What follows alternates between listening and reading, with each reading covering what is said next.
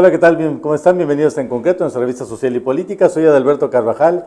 Esta mañana tenemos varios temas para comentar con ustedes. La marcha del orgullo gay el fin de semana, una conferencia que impartieron unos teólogos laicos. Ellos dicen que son politólogos, pero me parece que son un poco más teólogos laicos que otra cosa, argentinos que estuvieron en Colima para hablar sobre hablar contra la ideología de género y contra lo que ellos consideran los falsos derechos de las feministas y del derecho de la mujer y otras cosas. Y por supuesto, pues otros temas que van surgiendo. Pero yo quisiera arrancar antes de entrar a este tema de la confrontación entre los promotores de la diversidad sexual y los detractores de las libertades sexuales. Quisiera comentar algo que me ha llamado la atención porque me lo han mandado por mil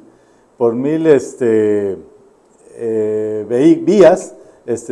Diversos amigos en las redes sociales me han reenviado una colaboración de un youtuber que se llama Cayo de Hacha, que probablemente ustedes conocen. Es un joven influencer que habla de muchas cosas, y entre una de las últimas cosas de las que trató es del traslado de la familia del presidente López Obrador, su esposa y su hijo más pequeño, que es el que vive con ellos, a Palacio Nacional, un departamento que adaptaron en Palacio Nacional, y hace una serie de disertaciones, de reflexiones sobre lo que implica la presencia del presidente en Palacio Nacional, que me parecen muy desatinadas.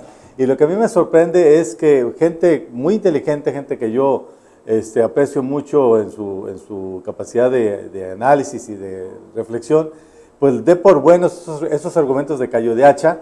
Entre otras cosas dice el influencer el youtuber, que si se traslada a López Obrador a Palacio Nacional es porque se siente un emperador y quiere estar en un palacio y no en una residencia oficial como era Los Pinos.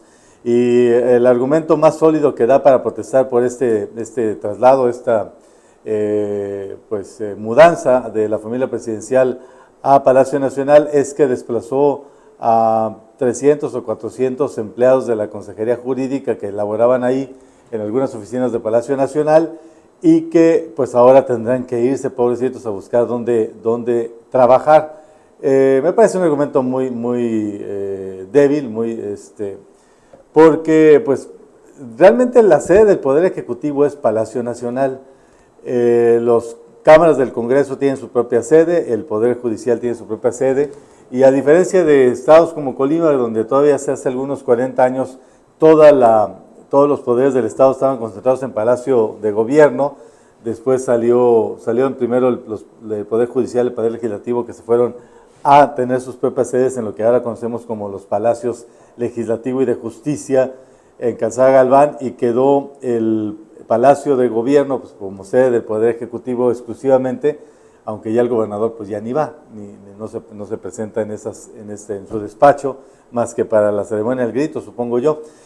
En Palacio Nacional, pues ustedes recuerdan que fue una promesa de campaña que López Obrador dejara la residencia oficial de Los Pinos y se trasladara a vivir a Palacio Nacional, algo que no ocurría prácticamente desde tiempos de Benito Juárez, porque no recuerdo yo si el sucesor de Juárez vivió en Palacio Nacional, pero sí ya Porfirio Díaz en algún momento, cuando ya está amarrada su poder, su autoridad, que llegaría a ser dictatorial, decidió moverse al castillo de Chapultepec, que es donde habían vivido otros célebres gobernantes mexicanos, que es el emperador Maximiliano y la emperatriz Carlota.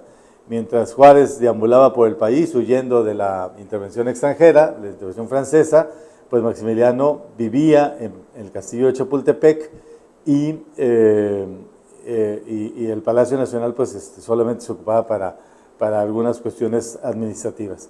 Entonces, en algún momento, todos los presidentes después de Porfirio Díaz, incluido Obregón y Calles, vivieron en el castillo de Chapultepec, y fue el general Lázaro Cárdenas quien decidió moverse a Los Pinos, que era un predio anexo al bosque de Chapultepec, y renombrarlo así en honor a un lugar donde conoció a su esposa Amalia, en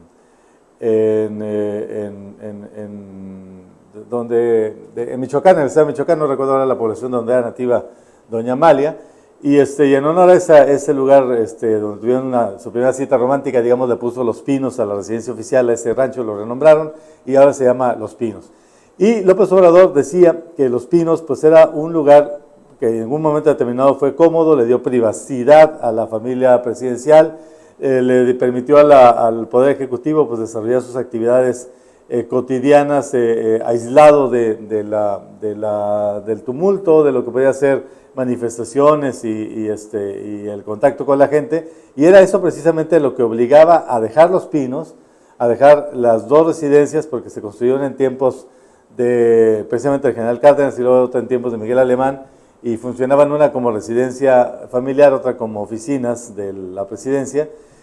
Y desde entonces decidieron López Obrador anunció que se regresaría a Palacio Nacional precisamente, o sea, regresaría a la institución presidencial o la figura presidencial precisamente a Palacio Nacional para quitarle ese tufo de corte versallesca que tenía Los Pinos, aunque estaba pues en el corazón de la Ciudad de México, no dejaba de ser un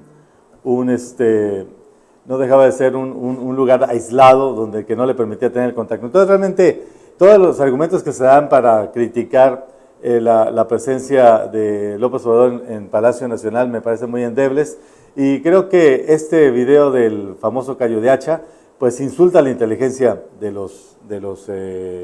quienes lo escuchan, pero pues hay mucha gente que sí le cree y se va con esa finta, y me lo han estado comentando, insistiendo en que es un tema que muestra las aspiraciones imperiales de López Obrador, lo cual me parece pues una insensatez. Tenemos en la línea a César Guerra, él es activista de la diversidad sexual. César, muy buenos días. Hola, muy buenos días, Alberto. Gracias por el espacio y saludo a tus radioescuchas. Antes que, digo, como primera pregunta sobre esta marcha del orgullo gay que se desarrolló en Colima aquí el domingo pasado, a mí me salta una duda, estoy un poco desconcertado. Habíamos venido viendo marchas y eventos públicos, digamos, concentraciones ahí en el centro de la ciudad, en el marco de la semana contra la homofobia, la bifobia, la transfobia y todas las fobias contra las diferentes expresiones de la diversidad sexual. ¿Por qué ahora se mueven a junio en este marco del orgullo gay, que es otra tradición completamente distinta a la de la lucha contra la homofobia? Sí, mira, pues antes que nada contextualizarte. Año con año, desde sus inicios, habíamos tenido el respaldo de lo que es la parte gubernamental, gobierno del Estado, y en el contexto, como tú ya lo estás manejando, del Día Estatal, Nacional e Internacional de la Lucha contra la Homofobia y la Discriminación, el 17 de mayo, se venían realizando estas marchas de exigencia y de protesta.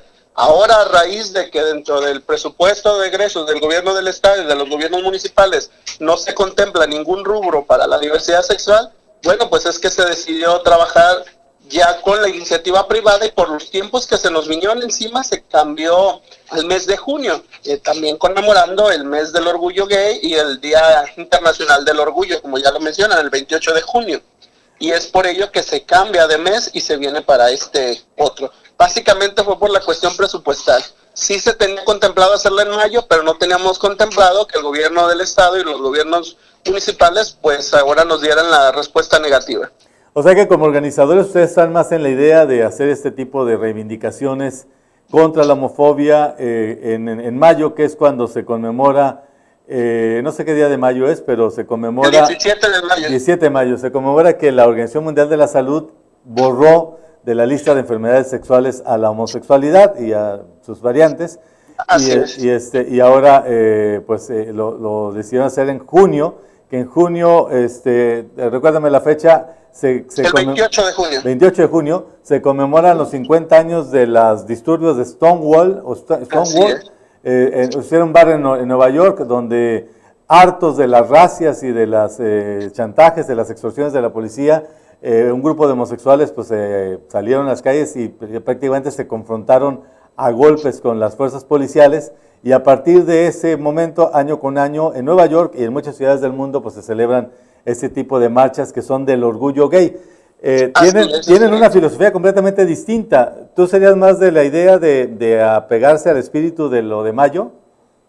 Sí, definitivamente, porque si bien es cierto, tenemos mucho por qué estar orgullosos y tenemos mucho que festejar de los triunfos que hemos alcanzado, que no han sido en vano, que la verdad han sido parte de la desigualdad que hemos sufrido para poder obtenerlos, pero también es cierto que debemos de exigir respeto, debemos de exigir que se cumplan las normas y debemos de conmemorar también el 17 de mayo como este día de lucha en el cual tenemos, pues, no estamos en contra de la sociedad, sino estamos en contra de los tratos discriminatorios, de los discursos de odio y demás. Bueno, las celebraciones de junio suelen tener este carácter más festivo, lo que le dicen luego en el argot de la pluma y la lentejuela. ¿Cómo fue en Colima? ¿Fue más político o fue más pachanguero el asunto? Pues mira, yo tengo la oportunidad de haber asistido desde la primer marcha ya en el 2006 a la fecha, y sinceramente este año, lo comentaba con mis compañeros activistas el día de la marcha, este año fue un poco atípica a comparación de cómo han sido las demás marchas. Si bien es cierto, este año no escuchamos exigencia social, sí hubo algunas pancartas, hubo algunas mantas en las cuales estaban exigiendo derechos o estaban solicitando el respeto, pero sí esta marcha fue, como tú ya lo mencionas, no tanto de pluma y tacón, sino que fue de colores, una marcha viva, una marcha de alegría, una marcha donde todos pues prácticamente se estaban expresando como quisieran en un margen de respeto, pero sí con el presentimiento, con el sentir de la libertad, ¿no? De libertad de salir a las calles, de salir y respetarse, de saber quiénes son sin el temor a que sean rechazados. Eso también es parte fundamental, la visibilidad, y de la que le partamos la seguridad a la gente. También vimos algo muy, muy interesante. En esta marcha ya pudimos ver que inclusive la mayoría de los que asistieron es gente joven, son las nuevas generaciones. Son los jóvenes que ya están, los millennials llamados, que ya están saliendo a las calles, que ya se están dando cuenta de los derechos, que ya están quitando ese temor, ese rechazo que teníamos los que ya tenemos un poco más de edad. Y eso es la verdad que es algo muy gratificante al ver las nuevas generaciones que ya están saliendo. Y también algo peculiar, en esta marcha notamos que hubo mayor participación de las mujeres. Y eso también es un mensaje de lo cómo hemos avanzado en materia de derechos humanos y en materia de progresividad, ¿no? ¿De las mujeres lesbianas o de las mujeres, digamos, pues mira, no me atrevería a catalogarlas dentro de una insignia de la diversidad sexual, pero sí hubo mayor participación de mujeres. Tanto pueden ser lesbianas, pueden ser mujeres trans, pueden ser mujeres bisexuales, pero sí hubo una mayor afluencia de mujeres dentro de la misma marcha. En alguna ocasión comentábamos con alumnos, mis alumnos en la Facultad de Letras y Comunicación, de por qué en estos colectivos de la diversidad sexual que tienen pues cada vez más denominaciones, ya van en la LGBTTIQ, que luego nos explicarás qué es eso de la Q porque no lo acabo de entender, pero sí. Ahí falta una H de heterosexuales. ¿No se consideran los heterosexuales parte de la diversidad sexual? Sí, mira, pues es parte de las disyuntivas que tenemos con algunos colectivos, algunos en lo que corresponde a Redefine Colima, que es la asociación que tu servidor preside. Sí estamos un poco, pues no bien en contra, pero sí no compartimos la idea de manejar esas etiquetas, de manejarnos con las letras. Ya es un nuevo discurso que se está hablando desde las nuevas masculinidades y desde la nueva perspectiva de género, de hablar de diversidad sexual, puesto que la diversidad sexual estamos todos, incluyendo, como ya lo decías, a los heterosexuales. Más allá de etiquetarnos, es importante el reconocimiento y la visibilidad de cada una de las siglas y de cada uno de los integrantes de la diversidad, pero también es importante ir quitando estas etiquetas, ¿no? En el cual la diversidad somos todos, y sin importar si eres lesbiana, gay, bisexual, transexual, transgénero, travesti, intersexual o queer, que ya es, como tú lo mencionas, las últimas letras que se van anexando, y no dudo que en próximos años se estén sacando más, ¿no? Y eso es lo enriquecedor de la diversidad, pero al final de cuentas la diversidad sexual pues somos todas y todos. Todavía le podrían agregar otra letra al abecedario del arco iris. Por cierto, ¿qué es lo de queer? ¿Cómo lo explicas? Pues es las personas que se pueden identificar con el género homosexual, pueden estar con hombres y mujeres a la vez, llámense bisexuales, transexuales, ellos no tienen una definición tal cual. O sea, son aquellas personas que pueden estar con mujeres, con hombres, con homosexuales, con bisexuales, con transgéneros, no tienen ningún problema en adaptarse a ello, ¿no? Bueno, como cada año siempre el colectivo de las chicas trans, o sea, especialmente los hombres transformados o que están en proceso de transición, pues es el más vistoso, el que más llama la atención. Sigue siendo pero también dicen que parte de esta, de exposición también tiene que ver con el grado de persecución que siguen teniendo las personas trans en todo el mundo. Y en Colima, ¿cuál es la situación? ¿Qué pasa con esas chicas trans que pues se mueven en muchos ambientes, algunos de ellos lamentablemente en la prostitución? Sí, mira, lamentablemente el sector trans, considero desde mi punto de vista, es el que ha sido más vulnerable a las situaciones de discriminación y de desigualdad social. Lamentablemente, o afortunadamente, no sé, la perspectiva que se vea, son, como tú bien lo dices, es el sector de la comunidad LGBT más visible.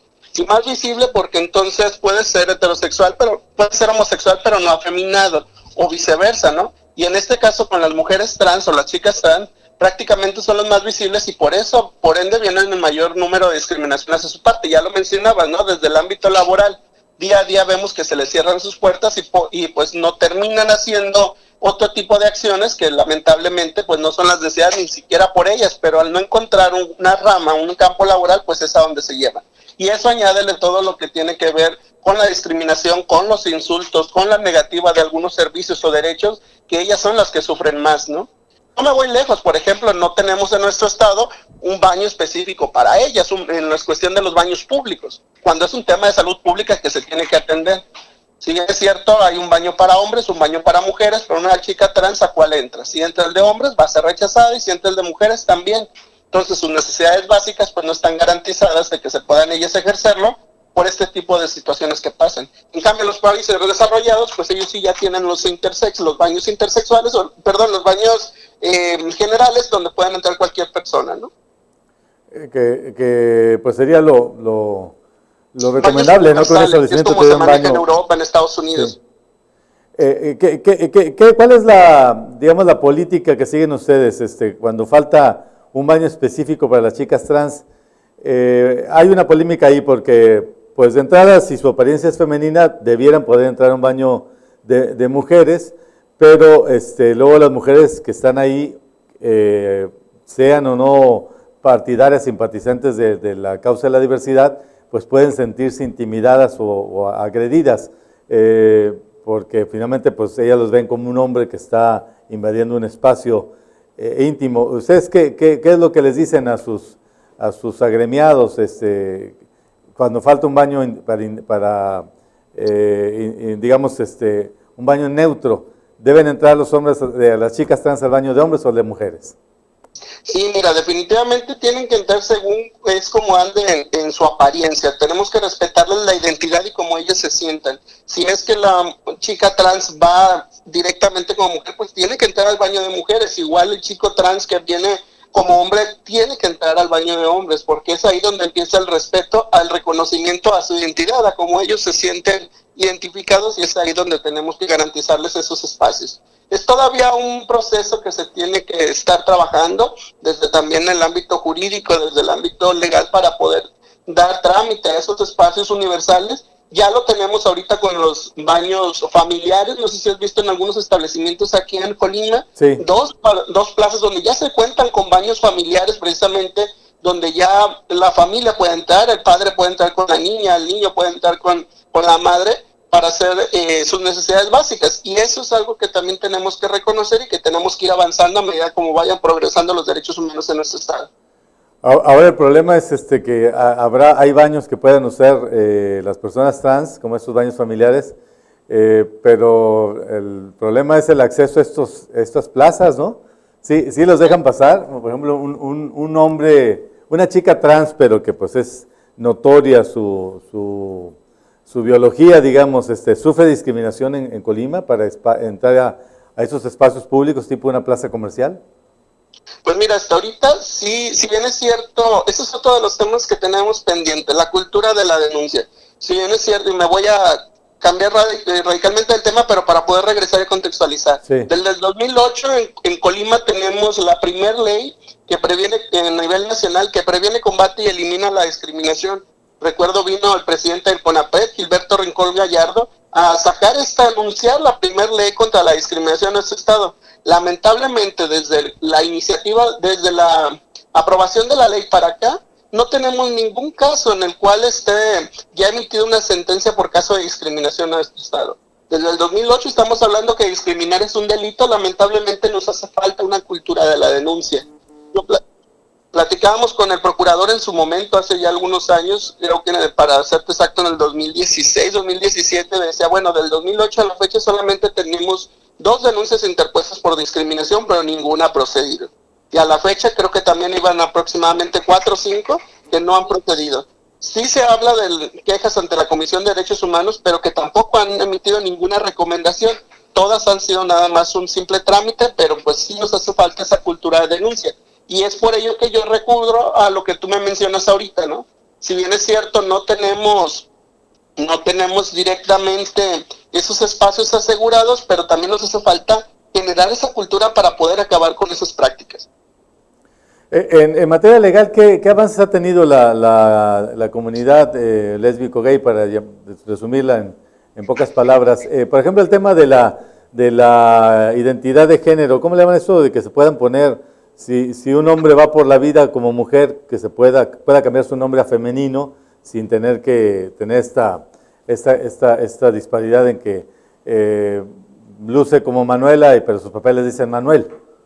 Así es. Sí, mira, ese es uno de los casos que esta nueva legislatura, la 59 legislatura, ha podido ya regularizar lo que es el cambio de identidad de género. Es algo que tenemos que aplaudirles a nuestros diputados, que ahora sí, llegando, se pusieron las pilas, se pudieron a trabajar sin necesidad de prejuicios y sin tabúes, y que pudieron sacar adelante con una gran mayoría de votos en el Congreso, casi creo que fue absoluta la votación, y donde ya se permite que las mujeres o los hombres que deciden cambiar su identidad de género puedan hacerlo de manera legal, ¿no? Para precisamente ver todos estos discriminaciones a las cuales se estaban sometiendo. Si bien es cierto, nuestro estado es de los estados que van más a la vanguardia en cuestión de derechos, y más en derechos de la diversidad sexual.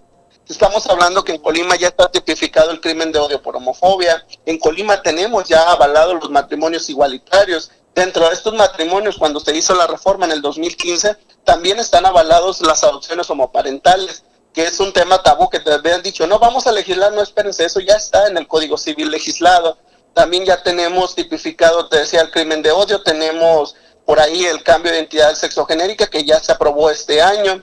Tenemos pendientes, si bien es cierto, temas secundarios como que tiene que ver, bueno, pero importantes a su vez, como el Consejo Estatal para Prevenir y Eliminar la Discriminación, que yo ayer lo decía con los compañeros de prensa, es un tema pendiente, es un tema que por eso acudimos a la Comisión de Derechos Humanos al no existir este organismo público en el cual podemos dar seguimiento a las quejas de discriminación, tanto del sector particular como gubernamental, ¿no? O sea, la Comisión de Derechos Humanos no tiene una mesa especial para... ¿De atención? No. ¿De atención? No, si bien es cierto, tenemos diversos protocolos. Hay un protocolo de actuación judicial que ya inclusive fue ratificado por las propias instancias judiciales en nuestro estado. Tenemos un protocolo de actuación para atención a víctimas de la diversidad sexual, pero un espacio como tal, ¿no? Recuerdo inclusive en el ayuntamiento, en la administración pasada, el ayuntamiento de Manzanillo era el único ayuntamiento que abrió una dirección de atención e inclusión a la diversidad sexual. Gobierno del estado, también la administración pasada y todavía hasta el año pasado, ahora en la nueva administración, tenían un enlace directo con la comunidad LGBT a través de la Secretaría de Desarrollo Social. Y este año, por cuestiones presupuestales, se tuvo que retirar ese espacio y pues ya no hay un área en específico que atienda las problemáticas de esta población. Es por ello que nosotros lanzamos ayer el pronunciamiento de la necesidad tangible que existe, pues de crear estos espacios, pero no nada más de crearlos, sino de dotarlos de certeza jurídica, de autonomía y sobre todo de presupuesto para que puedan trabajar. Si bien es cierto, la ley contra la discriminación nos menciona que tenemos que tener en cada uno de los ayuntamientos un consejo municipal contra la discriminación, en la actualidad Tengo entendido, apenas ayer me estaban informando del Ayuntamiento de Colima, que es el que lo acaba de instalar la semana pasada, pero de ahí en más ninguno de los 9 ayuntamientos restantes lo tienen, y el Consejo Estatal pues se tomó en el 2016, tomó protesta a Mario Anguiano junto con un grupo de personas que fueron elegidos de la sociedad civil, de organismos públicos y privados, pero que nunca operó, que si bien es cierto nada más tomaron protestas, salieron bien en la foto, pero nunca se pudo instaurar en una sesión para poder dar trabajos relativos a este sector poblacional. Y es importante, no nada más tiene que ver con diversidad sexual, sino cualquier tipo de discriminación, llámese las personas con discapacidad, personas afrodescendientes, personas de talla baja, etcétera. Pero en particular de la población LGBT, pues no tenemos ahorita una instancia en la cual puedan recurrir. César Guerra, hablas tú de que este año pues no hubo apoyo gubernamental, este enlace con la Sedescol se rompió y se argumenta pues reducción en el presupuesto. ¿Fue eso o fue también consecuencia de este escándalo de que un miembro del gabinete pues se vio envuelto en una situación policíaca en un contexto pues homosexual? ¿Habrá tenido algo que ver lo que le ocurrió al secretario de Turismo? No, definitivamente yo creo que es un caso aislado donde ya la conducta de los particulares pues no se reflejó directamente en la cuestión de lo que son las acciones en políticas públicas. Creo que eso ya se venía trabajando desde que inició la administración anterior y esta administración. Entonces considero que no. Sí es cierto que no es un tema de importancia y trascendencia para gobierno, pues también es cierto que no, en ocasiones no se ocupa tener mucho presupuesto, se ocupa voluntad. Y en este caso, pues no la vimos por parte de las autoridades estatales, ¿no? Si bien se pueden coordinar, se pueden hacer diversas acciones. Yo les decía, incluso tuve una reunión con la personal de la Secretaría de Desarrollo Social, les decía, bueno, me dicen es que no podemos hacer ninguna actividad porque no hay dinero. Yo, bueno, pero también pueden hacer acciones legales o acciones afirmativas en donde no necesitas gastar dinero, necesitas pronunciarte. Nunca hemos visto, menos en este año y el anterior, al gobernador hablando de temas de diversidad sexual. Sí decir que él habla sobre que pide respeto y que todos somos iguales ante la ley, pero si bien es cierto no ha habido un pronunciamiento tangible y tal cual para la diversidad como lo hemos hecho en otros años, ¿no? Pues ya no a través inclusive del gobernador, pero sí de sus secretarios. Y en esta ocasión no ha habido ningún posicionamiento. Sí, digo, pues no tenían que meter mucho dinero, bastaba con que la Secretaría de Desarrollo Social marchara con ustedes, ¿no? Como ocurrió con una anterior titular, Indira Vizcaíno, que sí estaba ahí presente. Así es cuestión de voluntades, es cuestiones del compromiso que tienen hacia la diversidad y también muchos inclusive del doble moral que se maneja, porque muchos le temen según eso al costo político. Ajá. Pero pues ya vemos que día a día la sociedad sigue avanzando y es un tema que ha sido un tabú, porque todos le temen, pero al final de cuentas nos utilizan en la cuestión electoral, ¿no? Decías al principio de esta charla que las nuevas generaciones pues ya ni siquiera tienen que salir del closet, se asumen su sexualidad muy jovencitos, los vemos en las calles, parejas del mismo sexo, tanto de niñas como de niños, bueno, de adolescentes y adolescentes, mujeres, tomados de la mano, paseando como una pareja de novios cualquiera en las inmediaciones de las escuelas, pues fundamentalmente los bachilleratos, en las universidades. Esto ya dejó de ser un tabú para las nuevas generaciones. Pero lo curioso es que pues hay una contraofensiva ultraconservadora y en Colima se dio precisamente muy cercana a la conmemoración de ustedes. Ayer en un salón de fiestas privado vinieron par de argentinos que han recorrido el mundo para hablar contra la ideología de género y contra los excesos del feminismo radical, dicen ellos, y contra cuestiones como el aborto, y enarbolan la bandera de la familia como si la conducta homosexual atentara contra la institución familiar. ¿Qué responden ustedes como colectivo a pues a este discurso que realmente es un poco agresivo? Yo no diría que es de odio, pero sí es muy, muy agresivo, pues descalificar la naturaleza de una orientación sexual distinta a la heterosexual. Sí, mira, pues si bien es cierto, nosotros respetamos, ayer lo mencionábamos, respetamos la libertad de culto, la libertad de expresión, quien sea puede hablar de temas de interés social, pero siempre y cuando en un margen de respeto. Si bien es cierto, en Colima, como ya lo vas mencionando, no nada más en Colima, ya es una tendencia que se tiene a nivel nacional e internacional de las nuevas generaciones, donde como ya lo mencionabas, sí están ya asumiendo desde temprana edad su identidad sexual o su preferencia sexual o su orientación sexual, pero no es algo que se ha ganado de gratis, es algo que ni siquiera a nosotros nos ha tocado sufrir tanto, como inclusive hubo muertes, ya lo mencionabas al inicio, hubo personas que tuvieron que dar la vida para gozar ahora de las libertades que tenemos.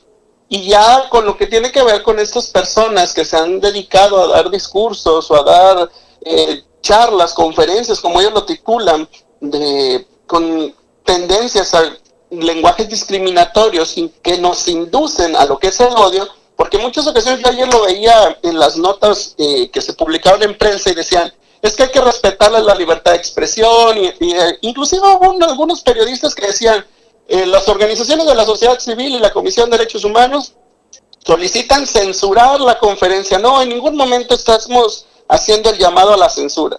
Nosotros estamos a favor completamente de lo que es la libertad de expresión, pero como ya lo dice la Suprema Corte de Justicia de la Nación, la libertad de expresión no está salvaguardada, no se tiene que acoger sin que se respete los derechos humanos. En este caso tiene que ver la no discriminación, la igualdad, y que también no tiene que ver con que estés con lenguajes de discriminación y que incitan al odio. Ahí ya no se puede amparar la libertad de expresión. Y con estas personas que vinieron, estos extranjeros que inclusive han causado gran revuelta a nivel nacional por sus discursos precisamente incitando al odio, ayer lo decía uno de los conferencistas, es que nosotros no estamos diciendo vayan y golpeenlos, vayan y mátenlos. No, es cierto, tal cual no están diciendo, pero lo que sí están exigiendo es la nulidad de derechos. Es algo que no vamos a permitir, puesto que nosotros hemos, los derechos que hemos ganado en la actualidad, porque han sido ganados, nada ha sido dado, pues no han sido nada fácil, ha sido bastante lucha de incidencia que se han hecho, no nada más de nosotros, sino de las personas que estuvieron atrás,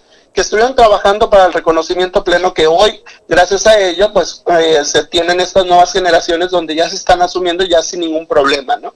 Entonces, es cierto, nosotros nos manifestamos a favor de la libertad de expresión, pero en contra de cualquier tipo de discriminación y de cualquier tipo de mensaje que incite al odio, como en este caso las personas estas que ya estaban mencionando, ¿no?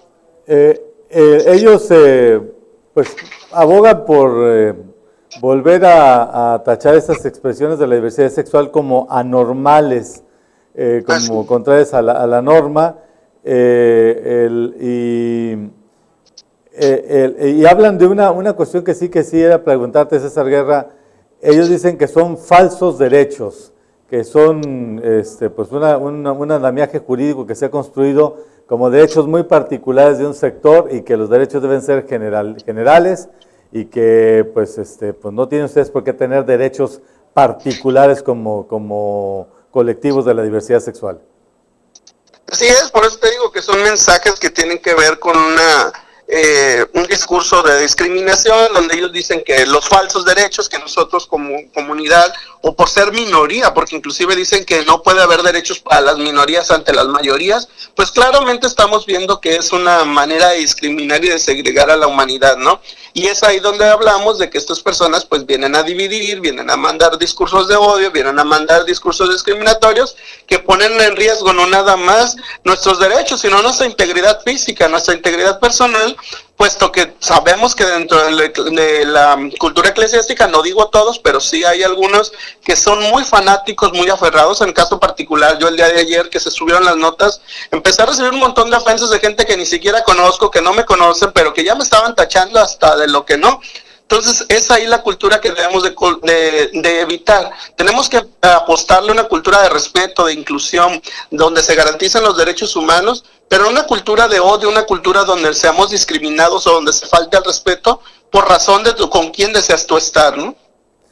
Sí, hay una serie de trampas en el discurso de estos ultraconservadores, por ejemplo, asociar la idea de la homosexualidad a la pederastia, ¿no? Al abuso de los menores, que pues probablemente haya ocurrido en algunas instituciones como la Iglesia Católica, pero no necesariamente es parte de la condición homosexual, supongo yo. Así es, de ese tema no hablan, de la pederastia que existe dentro del eclesiástico. No, pues ahí se Ahí meten no se meten. en camisa de 11 varas. Pero sí, toda esta idea, que esos prejuicios que existen de que los crímenes pasionales, ¿no? Cuando hay lamentablemente un asesinato en el contexto de una práctica homosexual, dicen, es que así son los homosexuales, así se matan entre ellos, son sangrientos, son brutales. Pues todos esos son prejuicios que realmente no corresponden. Son prejuicios, así es, y que también dentro de la comunidad heterosexual pasa, o sea, también es cierto que somos seres humanos y que todos tenemos derecho a equivocarnos o a cometer algún delito. Nadie está exento de esto, pero que sí no estigmaticen a que por el simple hecho de ser homosexual, pues ya eres todo eso que ellos nos están mencionando, ¿no? A mí lo que más me divierte del discurso de Agustín Laje, en particular de estos ideólogos argentinos que vinieron a Colima, es esta idea conspiracionista de que estamos sufriendo una embestida de la nueva izquierda, que así antes, como antes se hablaba de la conjura comunista, ¿no? Ahora hablan de la ideología de género como una estrategia de los progres para que toda la gente acabe siendo homosexual, para lavarle el cerebro a los niños, a las nuevas generaciones, y que en lugar de casarse con una persona del sexo opuesto y tener muchos hijitos, decidan irse por la vía pecaminosa de la relación homosexual y atentar contra la supervivencia humana, porque ya no va a haber nuevas generaciones, porque ya nadie va a querer tener hijos. Un poco esta teoría conspiracionista, ellos hablan de deconstruir la ideología de género. ¿Cómo deconstruirías esta ideología del prejuicio, de la homofobia que postulan personajes como Laje y su compañero que vino a Colima? Pues mira, precisamente lo que tratamos de hacer es, yo ayer lo decía también, no es tumbar, no es enfrentarnos hacia ellos, sino es simplemente contestarles con el ejemplo, contestarles con hechos, contestarles con situaciones que ellos están viendo tangiblemente hacia nosotros. No es una cuestión de destruir sus ideas, ¿no? Sino simplemente de que les caiga el 20 que nosotros no somos todo eso que ellos están mencionando, que en la viña del Señor todos y todas cabemos, que si bien es cierto, no es algo antinatural, que es algo que nosotros, y eso es una mentira rota lo que están diciendo, que es una conspiración que se viene conjugando desde Naciones Unidas, que por cuestiones económicas, que por cuestiones que tienen que ver con que no tengan hijos y demás. Claro que no, simplemente es una manera de elegir de las personas con quién y cómo desean vivir, y es ahí con mensajes de inclusión y con el ejemplo donde podemos dignificar a todas y todos los seres humanos para tener una cultura de paz, ¿no? Regularmente estas posturas contra la ideología de género, digamos, posturas ultraconservadoras, se dan en los planteles confesionales, en las escuelas católicas, escuelas de orientación religiosa. En la educación pública en México, ¿cuál es la situación? ¿Qué se les está enseñando a los niños con respecto a la diversidad sexual? ¿Qué dicen los libros de texto? Sí, mira, si bien eso también fue un tema que causó mucha polémica, que todavía por ahí existen algunos movimientos, inclusive del corte religioso, claro, donde se oponen a que se les hable de cuestión de género a los infantes. Sabemos rotundamente que a temprana edad, mayor prevención, a mayor información, mayor prevención. Entonces, ¿cómo tenemos que apostarle a esa cultura, a la cultura de la prevención, a la cultura del conocimiento, para prevenir todas esas problemáticas que nos acogen hoy en día, como son las enfermedades de transmisión sexual, las infecciones, los embarazos a temprana edad? Ahora, afortunadamente, con esta nueva reforma educativa ya se pudieron incursionar en meter estos temas desde nivel básico, para que puedan los chicos ir sabiendo y conociendo que no todo es color rosa, no todo es color azul, que existen diversidades, que existen personas diversas, que existen orientaciones sexuales, preferencias sexuales, y que también pueden conocer lo que la propia ciencia dice, lo que también dice la propia religión, y que todo es válido para que cada quien vaya construyendo la ideología de lo que pretende y quiera ver las cosas desde su punto de vista personal, ¿no? Pero no nada más quedándonos con aquella idea de que nada más el ser humano puede ser macho o hembra, hombre y mujer, sino que también existen otro tipo de orientaciones, otro tipo de preferencias, otro tipo de gustos, y que tiene que ver con las libertades del ser humano. Curiosamente, la base científica es a la que apelan personajes como Laje, al decir que pues los homosexuales atentan contra la biología, ¿no? Que la biología pues establece que hay hombres y mujeres y que no hay hombres que les gusten los hombres y mujeres que quieran hacer una pareja con otra mujer. Respondiendo a la pregunta que se ha vuelto casi un lugar común, ¿tú crees que los homosexuales nacen o se hacen, como dicen de pronto estos ultraconservadores que dicen que es una opción ya de edad madura o de una gente pues que ya sabe lo que hace y que lo hace por perversión, por ir contra la naturaleza? Mira, desde mi punto de vista, muy personal, claro, aquí lo asumo de manera personal, un homosexual ni nace ni se hace, solamente elige. Tú solamente eliges con quién una vez que ya tienes el conocimiento, que ya sabes por dónde, ya que ya sabes cómo está la situación, tú simplemente eliges. Es como elegir qué es lo que te gusta, qué es lo que no te gusta. Cuando el momento que llegas a decidir, pues decides con quién enamorarte y con quién construir una figura o con quién estar en el transcurso de tu vida, ¿no? Pero supongo que sí hay pues un sentimiento innato, ¿no? O sea, hay niños que les gustan las niñas y pues niños que les gustan otros niños. Así es, y lamentablemente, afortunadamente, no está nada comprobado como también el misterio de la vida, pero es tan complejo y es tan, ¿cómo se puede llamar? Pues es una situación que donde cada quien puede elegir, o sea, no es algo tan maravilloso que cada quien puede saber sin necesidad de estar estigmatizado en que así naciste o que te hiciste, o peor aún, lo que es cierto es de que a nadie hacen. O sea, nadie te hicieron, no, es una decisión que uno va asumiendo. Puede ser desde temprana edad o puede ser ya a una edad más avanzada, ¿no?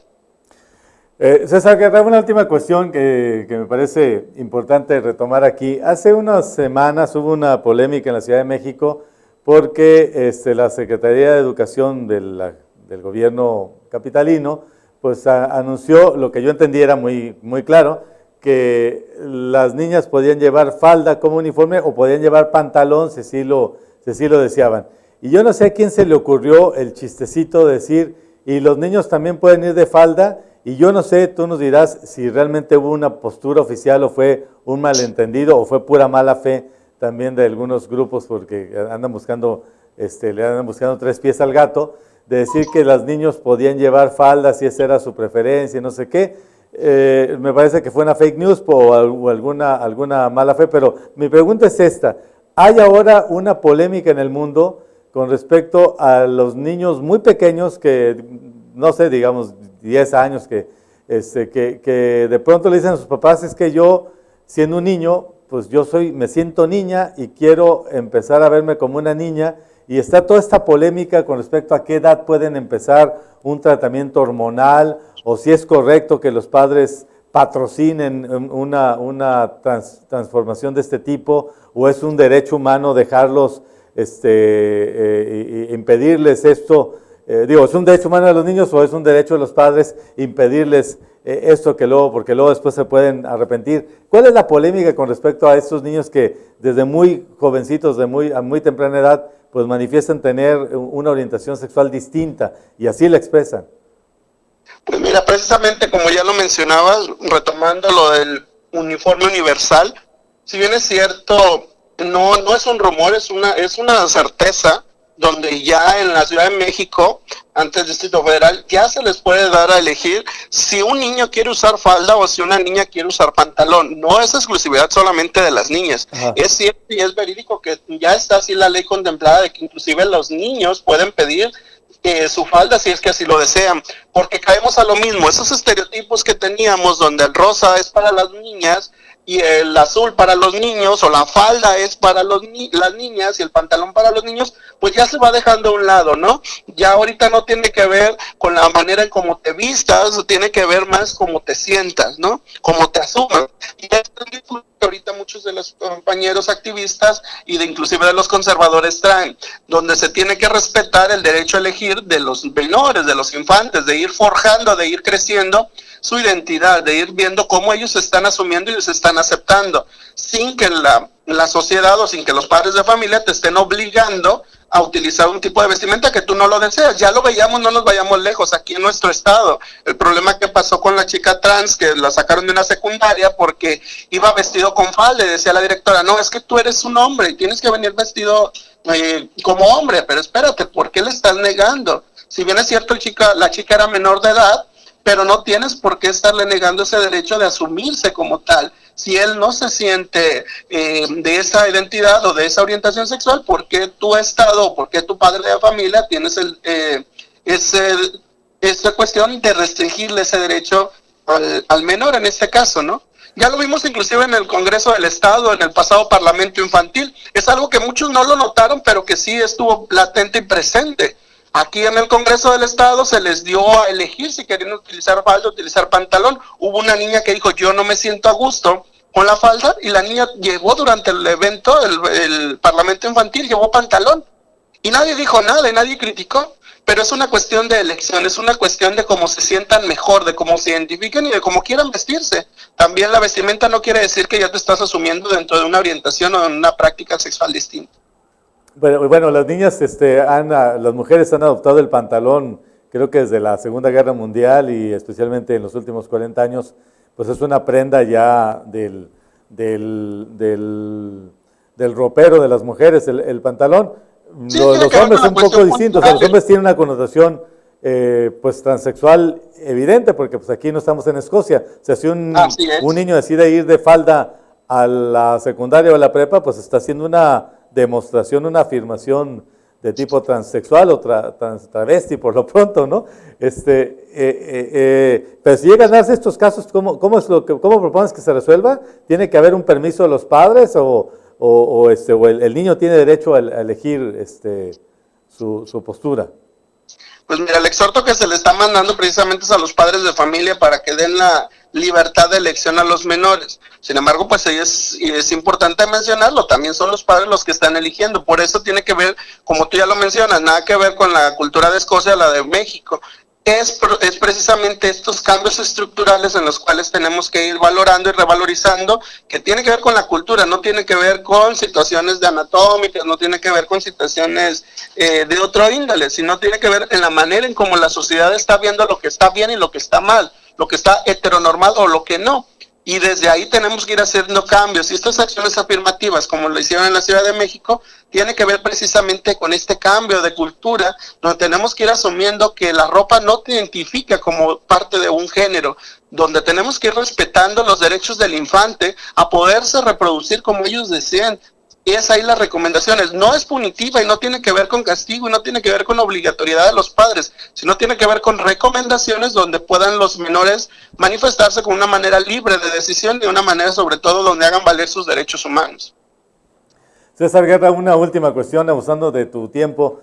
Gracias. Que tienes otras ocupaciones. El tema de salud pública, hasta ahora pues nos hemos concentrado en la preocupación por los casos de VIH y algunos casos de SIDA que se han dado en el Estado. ¿Cuál es la situación médica, la situación de salud de los colectivos de la diversidad sexual? No solamente en tema de retrovirales y algunos fármacos para atender enfermedades como el VIH, casos como VIH, sino pensaba ahora que decías de los niños que quieren llevar falda, el derecho a tener acceso a un tratamiento hormonal para cambiar su apariencia. ¿En qué situación estamos en México y específicamente en Colima en esa materia?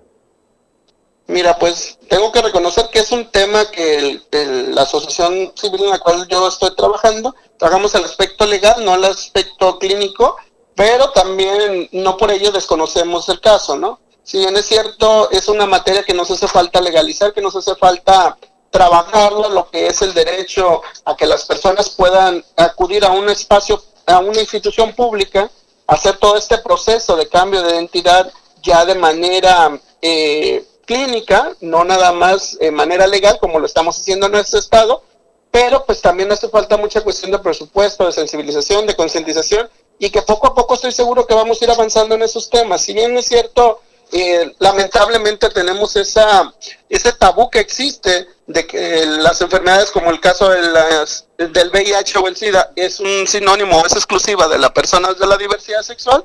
Pues también es cierto que no es verdad, que las cifras no mienten y que ahí está el caso de que es un estigma que se tiene ante la diversidad sexual, donde dicen, porque eres gay ya tienes VIH, o la mayoría de las personas con VIH son homosexuales. En el caso concreto de Colima no pasa así.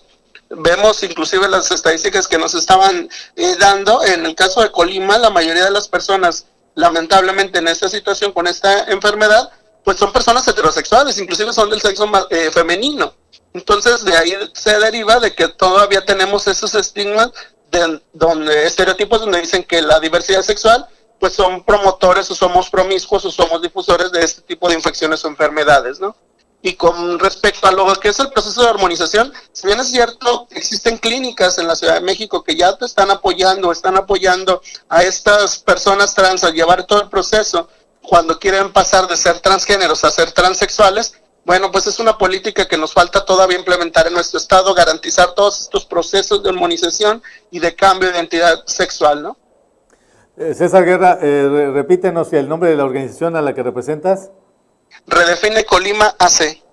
Esa es una de las asociaciones civiles que hay para reivindicar los derechos de las, pues ya no se podría decir minorías sexuales, o todavía es correcto, políticamente correcto hablar de ello.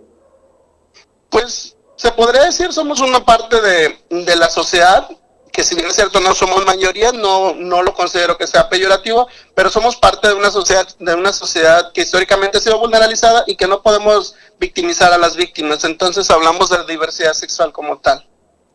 Hablaba yo de una de tantas organizaciones. ¿Están unidos en un frente o hay las típicas guerras que se dan en cualquier otra formación política y social y humana, que a veces, pues, aunque hay una causa en común, luego pesan más los egos y los liderazgos y los protagonismos? ¿Cómo es qué tan integrada está la sociedad civil de la diversidad sexual? Mira, pues es como en todo, ¿no? Todos los procesos democráticos existen diversas corrientes en las cuales pues todos tenemos derecho a manifestarnos, organizarnos y trabajar en común. Si bien es cierto, en el estado de Colima dicen, es que las organizaciones están divididas, no se hablan, son esto. No, yo digo que no. Yo digo que cada quien trabajamos diversos aspectos. Hay compañeros activistas que trabajan el lado de la sensibilización y la concientización. Hay compañeros activistas que trabajan desde la educación sexual, con cursos, talleres, charlas. Habemos otros, por ejemplo, en el caso de Redefine, que no nos metemos tanto a visibilizar, no nos metemos tanto a concientizar, nos metemos más al aspecto de la promoción, difusión y defensa de los derechos humanos de las personas de la diversidad sexual. Todo que tiene que ver con los marcos jurídicos, de hacer valer la ley, de respetarla y de donde haga falta hacerla, es ahí donde entramos como activistas y es donde entramos como Redefine Colima. Pero que haya una división tal cual, no, lo vimos ahora en la marcha. Si bien es cierto, juntos pero no revueltos, pero estuvimos bajo la misma causa de que es el orgullo de la diversidad. ¿Todas son organizaciones de izquierda o hay expresiones de, pues digamos, por ejemplo, yo recuerdo que había un par de organizaciones adherentes al PRI, no sé si en partidos de derecha o desde la iglesia incluso haya alguna vertiente que respalde este tipo de movilizaciones? Pues si bien es cierto, ya se han manifestado religiosos a favor del derecho, inclusive católicas por el derecho a decidir, que están directamente relacionados con colectivos de la diversidad, que estaba el padre, ya lamentablemente creo que ya lo cambiaron de sede, pero era una iglesia cristiana donde ellos estaban apoyando y respaldando tal cual a la diversidad sexual. Había otros, todos los partidos creo yo, inclusive el PAN, que es un partido conservador, se ha manifestado con un grupo de personas afiliadas a eso, que son afines a los derechos y que se asumen como parte de la diversidad sexual. Ya inclusive hay secretarías del partido el PRD, que en Colima no tiene registro, pero a nivel nacional sí, que tiene su propia Secretaría de Atención a la Diversidad. Morena, que tiene su propia instancia dedicada a la diversidad sexual, que inclusive ellos son el más vanguardista al tener una cuota dedicada directamente a personas de la diversidad. Pero hay otros partidos como el PRI, como Nueva Alianza, como otros más, que si bien es cierto, no tienen un espacio físico directamente dentro de sus estatutos, pero que hasta el momento no se han manifestado en contra, y que cuando tenemos reuniones para sacar temas trascendentes o importantes que beneficien a la comunidad, pues que ahí están haciendo presencia, ¿no? Y es lo importante, cada quien desde su trinchera ir avanzando por un Colima incluyente, por un Colima libre de homofobia, donde los derechos humanos estén a la vanguardia y donde se siga avanzando de manera progresiva, ¿no?